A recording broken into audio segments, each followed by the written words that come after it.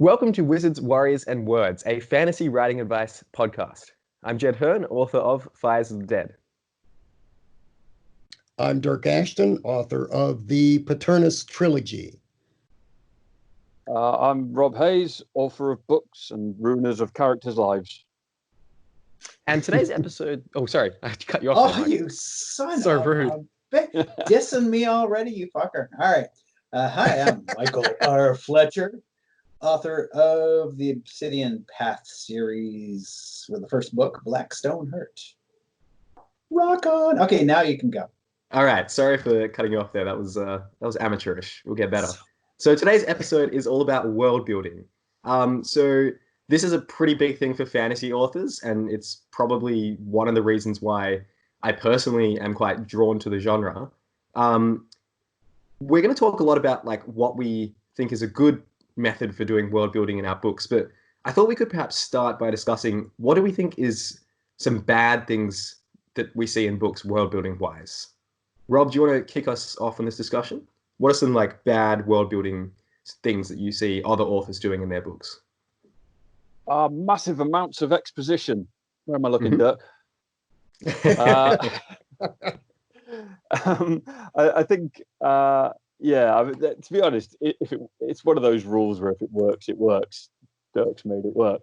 But I think quite often one of the things that I find personally that will drag me out of a narrative is when the world building is delivered almost solely through exposition instead of sort of like characters more sort of organically discovering things about it.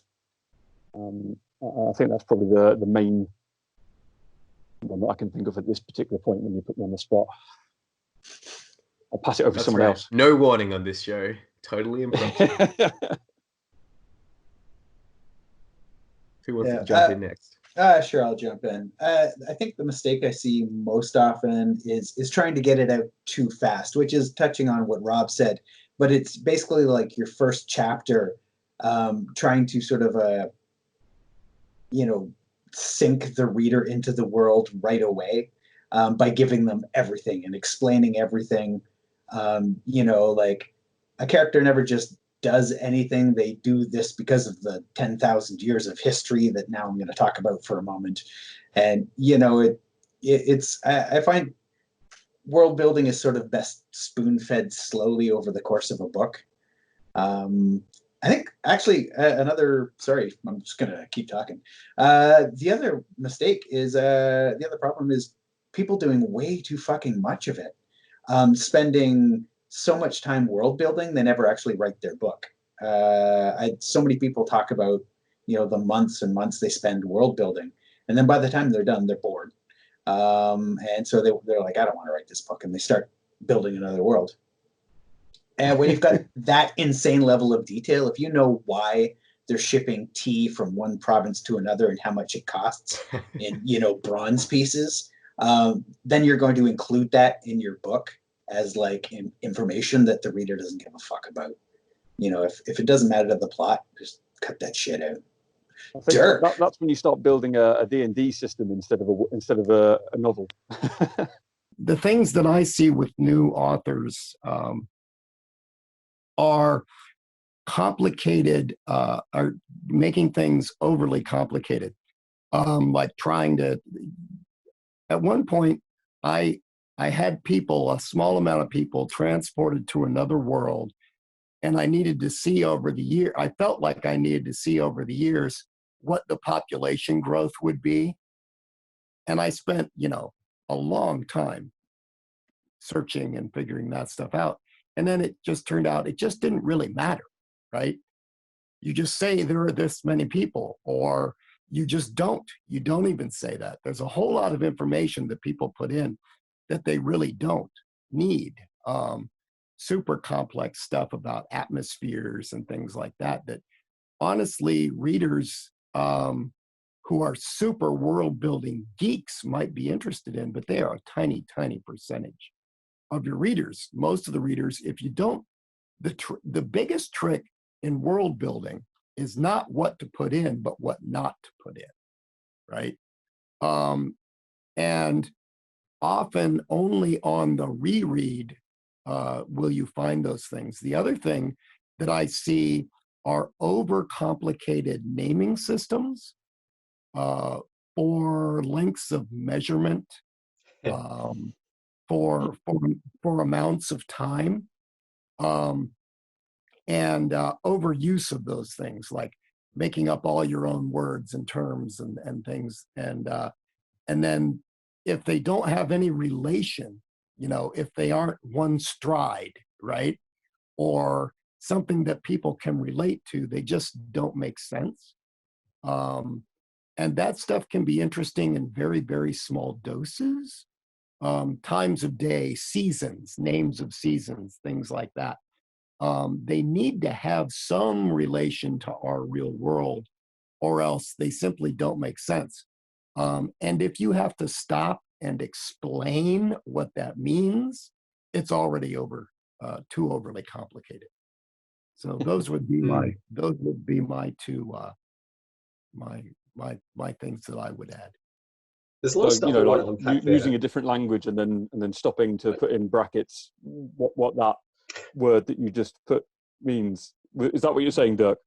Well, but it could also be just, it's the season of 48, 32, 26, and somebody says, "Oh, I know what that means. That means that you just, if you've got to, you want equivalents for time, for centuries, for decades, for days, for times of day, but or length measurements, feet, yards, miles, whatever, leagues, whatever it might be. But to make them too esoteric in how they're named or how they work can really throw me out of a story pretty quickly. And obviously, if you've read my books, which you have, that I use today's world stuff, but I don't mind throwing, obviously the way I write, I don't mind breaking the fourth wall and throwing people out on occasion. I like that effect when I read books, if it's done okay. Zelazny used to do that a lot, and I like it. I like it when he does that. But it's not something you want. If you are looking to do an immersive world, you've got to be careful not to throw people out. I think there's a danger that it starts to feel really unnatural along those lines. Like if you've got two characters in your story who are having a conversation, and one of them uses a word that's in that world for distance, something which is essentially a meter or whatever, and then the other one or that one then has to stop and explain, oh yes, that's this level of measurement, this level of distance or whatever. It feels unnatural because they both know that word. Why would they suddenly stop to then discuss what it means? Right. I mean, you can get around that by having it be a new character who doesn't understand it, but that can work once or twice. But if you're doing it more than once or twice, it means that you basically overcomplicated the whole thing. We're going to get back to this discussion in just a second, but Rob, you have our featured book for this particular episode. Would you like to tell us about it? Sure. My feature book for this episode is this one, which I definitely wrote. Ignore the name. It's not Bengali at all. It's Chasing Graves by Rob J. Hayes. Honest. I wrote that. I wrote that. You wrote that. Oh yeah, Dyrk wrote that, and I think Fletcher may have had a hand in it as well. I just did the first letter. There you go. But it's a very interesting book set in a sort of it almost feels Egyptian sort of world where death is only the beginning, and when you do die, you come back as a shade, a ghost, and you're put to physical labor for the rest of eternity. That's Chasing Graves. Check it out. Chasing Graves by Bengali. The link to that will be in the show notes, as will all the links for the books that we discuss in these episodes. So I think an interesting thing that we're picking up on here is like knowing when to include a piece of world building or when to cut it. And a lot of the stuff we've been discussing has been sort of in the realm of saying that it's really only in second, third, fourth drafts that you're really going to get a grasp on what is important to include and what bits you should cut out. So to what extent do you kind of add in world building or cut it out or refine it in your editing process? And how does that kind of look for you? Mike, do you want to start us off? Actually, world building, I like to say, oh, I do it this way, but I don't. Each book is different for me. I don't have a set way of doing anything. You could say it's evolving, but that's bullshit. Basically, I'm forgetful and I don't know what I'm doing, so I have to reinvent the stupid fucking wheel every time. So, Beyond Redemption, I did basically no world building except for a bunch of research on various psychoses. The actual city states and stuff didn't matter. I just made shit up as I went. And basically, in terms of like world building, my first draft of that stuff in the book was the final draft. I added almost nothing. Later, it was finished the book, and it was like world built as I went. There it is, done. City of Sacrifice series, I did maps. I laid out sort of a really hyper detailed cast system.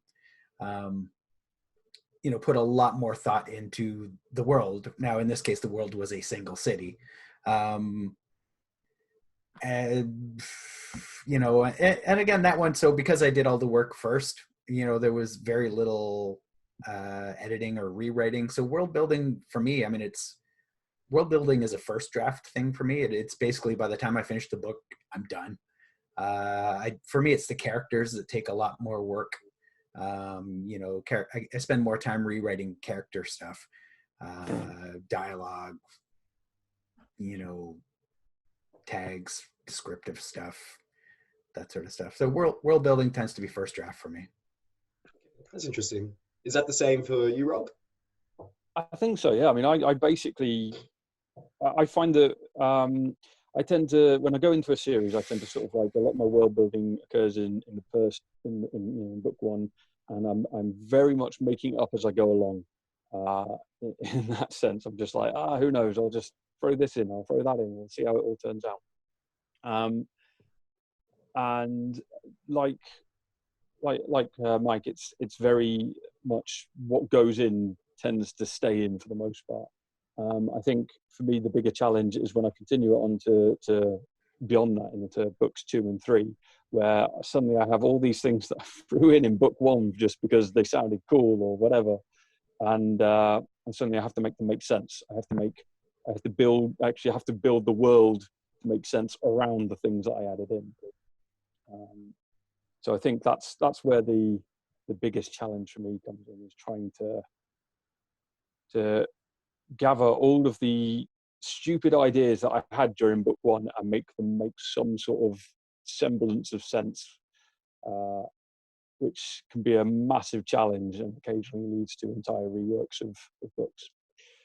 I've very much noticed that with the War Eternal series, where there were just these throwaway world building I felt like there were throwaway world building details in book 1, or early in book 2, that then became like really meaningful later. And yeah, I'll grill you about some of those off air, but like one of them in particular was, you mentioned how in that world there's like 2 moons sort of orbiting around each other outside the planet, and how they like collide and create moon showers, which is sort of asteroid coming down to the Earth. Was that like, did that just originate as a throwaway world building detail? Was that just something that you're like, oh, this is cool? I really like the idea of like these twin moons that were just sort of cracked into each other and were sort of grinding their way into a single moon.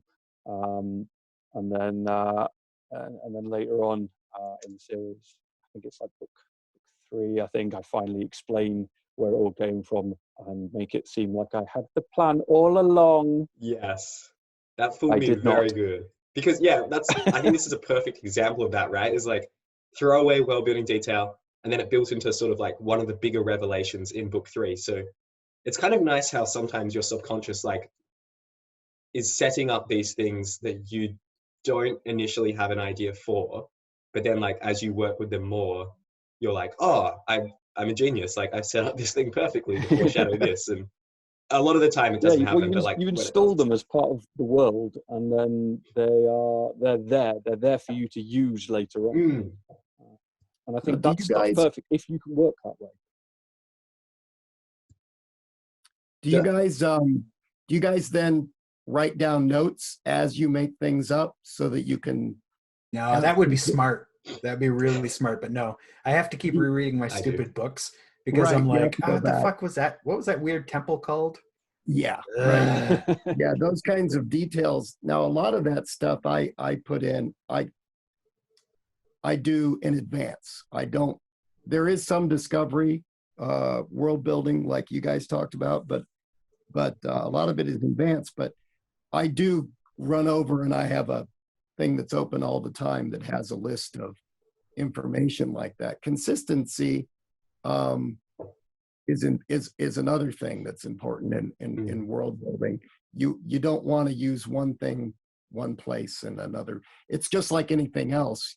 You know, you don't want to have a character with red hair in one scene and half a book later their hair is brown. So that kind of stuff is difficult sometimes to keep track of. And have you guys? Here's a question: have you guys ever, with world building, written yourself into a corner where you really wish you wouldn't have done that or wouldn't have said that in an earlier book because now you got to stick with it? Yep. Yeah, that's exactly why well, it's one of the many reasons why I like to write an entire series before I release any of it. Because that way it gives me the chance to go back and go, you know what, this just didn't work. Let's just cut that shit from book 1. Whereas if you just sort of like, if you do it how most people do it, I guess, and just sort of like, you know, release it book by book, once it's out there, it's out there, and then you have to make use of it or to break it somehow. But yeah, no, I've definitely done that myself. Yeah, there's a couple of details in the Manifest Delusions book about how the after death works that have completely fucked me. And because half my characters are dead and in the after death, and half my characters are still alive, and there's this, I set up this for God knows what reason, time differential between the realities. The thought of writing the last book and making all that work is basically stopping me from writing that last book. It's like, I totally fucked myself. Just ignore the rest of it. Just base it all around Witch Tig. That's all that matters. I think that is actually what I'm going to do. I'm just going to blow off all the other characters, and he will ignore all the previous plot lines and wander off challenging people to sword fights. And that will be the book. Yes, the Spider-Man reboot whenever the continuity gets annoying method. So in the future, are you, for people who like, like with your books in the future, Mike, have you like implemented a different way to try to prevent that from being an issue? Like, are you trying to work with continuity stuff? Great. Nope. Excellent. Repeating the exact same mistakes. For sure. What about you, Rob? No, I still do things the exact same way. I feel like I'm sort of halfway between Dyrk and Mike here. It's like, you know, Mike's just sort of like full on gardener, see how it goes. Dyrk's a bit more of an architect, and I'm just sort of like somewhere in the middle. No, I still work exactly the same way I always have, really. I build things in my head. I build the world, different scenes happening, different characters in my head, but it's still pretty much a sit down, see what comes out, and then try to fix it at the end. Yeah, I appreciate you guys bring this up because like I'm working on my first series now, and all of the world building I've done in the past has been for standalones, which you have that great luxury of never needing to worry about doing future things with it because whatever the world building is, like that's it. You don't have to touch it again. So this has been good for me because hopefully it will encourage me to not write myself into corners with the world building and everything. That's half the fun. I don't know. That's when you are your most inventive, is when either your world building or a character has basically, driven you into a corner. I mean, that's the, when you get up and you walk away from the book for a week because you're trying to figure out how to get out, that's when a lot of the really fun shit happens. That is fair. I did interview an author recently who was talking about how with the Breaking Bad writing team, that's what they would do. They would like intentionally try to get the characters into corners and not like have a pre-planned way of getting out, and then try to be like, okay, so this is what we've set up already. Kind of how Rob, you were saying before, here's all different world building things I've set up. How can I use these and go with it? Perhaps one last question to sort of wrap this episode up with. How do you want readers to learn more about your world building? Because I think for me, the mark of a really successful fantasy book is one where I am dying for exposition to be conveyed to me, where I am so fascinated to see more secrets about the world and how the magic works or how the history really unfolded. How do you kind of make readers want to have your world building explained to them? What? Dyrk, you handle this one. I go by there's a saying that early on in a book, in the first few pages, especially in the first chapter, you're in essence teaching the reader how to read it, right? And if you're going to use certain styles or do certain things in the book, including how you do exposition, you want them to see that in the first few pages, or at least the first chapter. And that way they know what to expect. If you suddenly surprise them with something, the way you laid something out later in the book, and you can do this piecemeal, then that doesn't usually work as well. And I hope that makes sense. And I just wanted to make the distinction between, there's hard sci-fi and soft sci-fi, right? Like there's seriously hard sci-fi where they follow the science absolutely as much as they possibly can, right? I mean, sci-fi is still fantasy-like because you're making shit up, but they really try to follow gravity rules and laws of physics, and even, a lot of it explores theories, but they try to do that and keep that consistent, make that very hard. It's like a hard, and then you'll have hard fantasy and soft fantasy, where you have hard, very distinct laid out magic systems, world building, and obeying specific rules and laws of physics that you set up. You can set up whatever you want within a certain parameter, and then you have to follow those very strictly. A lot of people have read Red Rising. It's one of the softest sci-fi you can imagine. The physics is just thrown out the window. It doesn't matter. It's also sold millions and millions of copies, right? So you kind of have to develop as you go through. Are you going to do a hard fantasy where you're going to have, say two moons are rotating around each other and crashing each other in? Is that even possible physically? And do you care, right?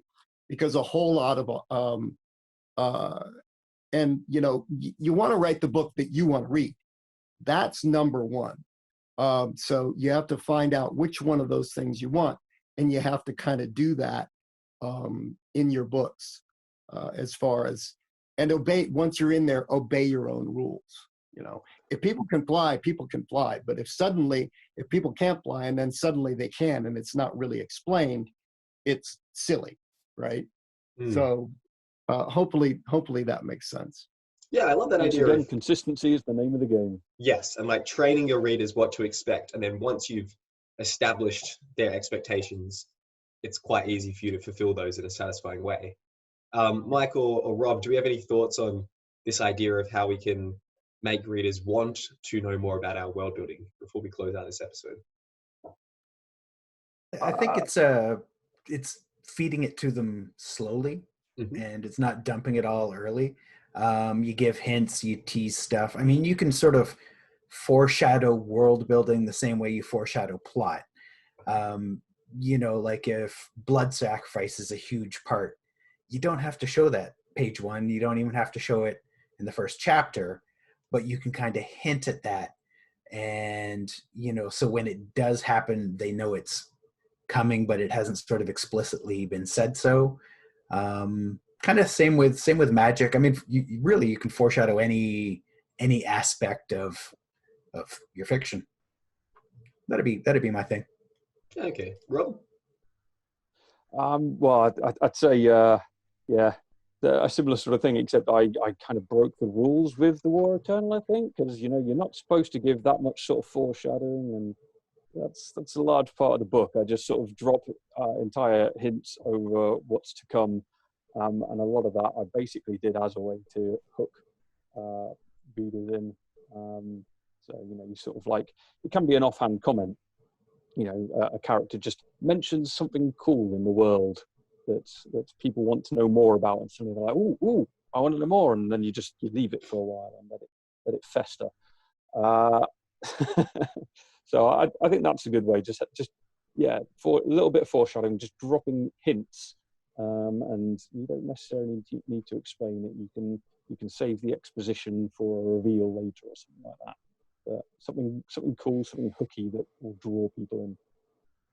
Yeah, I think what all this is kind of coming back to is, in some way, the world building should be related to the characters and the themes of your story. And if you are providing information about world building stuff that doesn't really relate to characters or themes or just what your story is about, then sometimes that's cool to have, because it like makes it feel more realistic that you're not just being like straight down the line with everything. But I definitely think for me, the world building I appreciate the most is where everything sort of relates in some way to the story. And that doesn't mean that it has to all be foreshadowing what's happening, but it can just reflect things. Like, for instance, like in the War Eternal, trust is a big theme of some of those early books.